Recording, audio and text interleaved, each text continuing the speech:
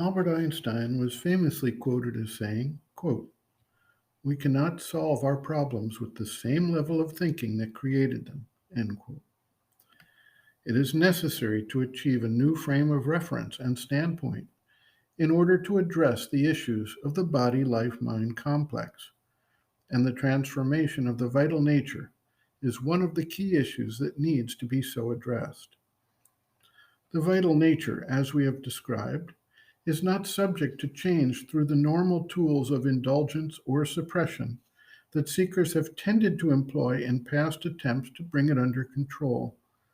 There are also apocryphal stories of yogis who spent years in deep meditation in cave retreats, who achieved a measure of peace through their yogic discipline, who, when confronted by real world events and circumstances, erupted with vital explosions they had assumed were already worked out. The shift in consciousness needed comes generally at the end of human effort, when the individual has done everything he can do and reaches a dead end. At that moment, there is a choice of despair or an act of utmost faith in the higher providence that shaped his destiny, his aspiration, and his focus up to that point. Sri Aurobindo points out that the process of nature includes setting up extreme circumstances of opposition that then must rise to a higher level to find the solution. The ascetic response does not solve, nor does the materialistic response. In other words, suppression or indulgence. The higher synthesis is based on an omnipresent reality that understands both drives, that towards liberation and that towards outer growth and perfection, that make up these two opposite approaches. A disciple asked the mother about this. But if one can tear out completely the root of the thing, the mother writes, quote, "Ah, one must not be so sure of that. I have known people who wanted to save the world by reducing it so much that there was no longer a world left. This is the ascetic way. You want to do away with the problem by doing away with the possibility of the problem. But this will never change anything. No, there is a method, a sure one, but your method must be very clear sighted, and you must have a wide awake consciousness of your person and of what goes on there and the way in which things happen. Let us take the instance of a person subject to outbursts of rage and violence. According to one method, he would be told, "Get as angry as you like. You will suffer the consequences of your anger, and this will cure you." This could be discussed. According to another method, he would be told, "Sit upon your anger and it will disappear." This too could be discussed.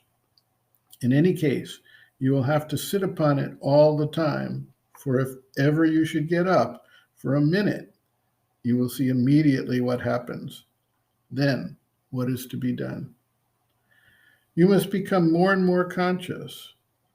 You must observe how the thing happens, by what road the danger approaches, and stand in the way before it can take hold of you. If you want to cure yourself of a defect or a difficulty, there is but one method: to be perfectly vigilant, to have a very alert and vigilant consciousness. First, you must see very clearly what you want to do. You must not hesitate, be full of doubt, and say, "Is it good to do this or not? Does this come into the synthesis or should it not come in?" You will see that if you trust your mind, it will always shuttle back and forth. It vacillates all the time. If you take a decision, it will put before you all the arguments to show you that your decision is not good, and you will be tossed between the yes and no, the black and white, and will arrive at nothing. Hence, first you must know exactly what you want.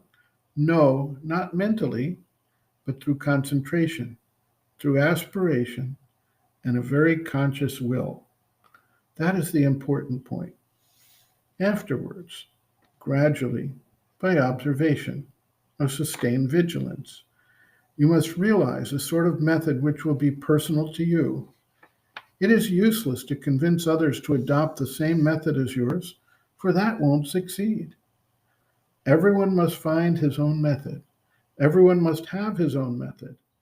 And to the extent you put into practice your method, it will become clearer and clearer, more and more precise.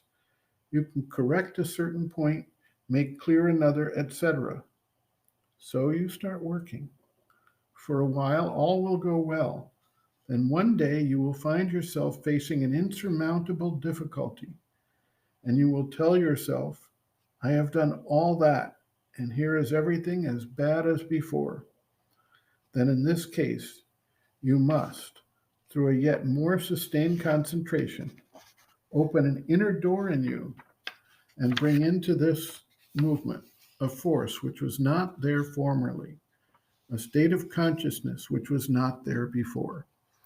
And there will be a power, when your own personal power will be exhausted and no longer effective. When the personal power runs out, ordinary people say, that's good, I can no longer do anything, it's finished. But I tell you that when you find yourself before this wall, it is the beginning of something new. By an obstinate concentration, you must pass over to the other side of the wall, and there you will find a new knowledge, a new force, a new power, a new help, and you will be able to work out a new system, a new method, which surely will take you very far. End quote. Reference, Sri Aurobindo and the Mother, Living Within, the Yoga Approach to Psychological Health and Growth, Disturbances of the Vital, Transforming the Vital, pages 69 to 85.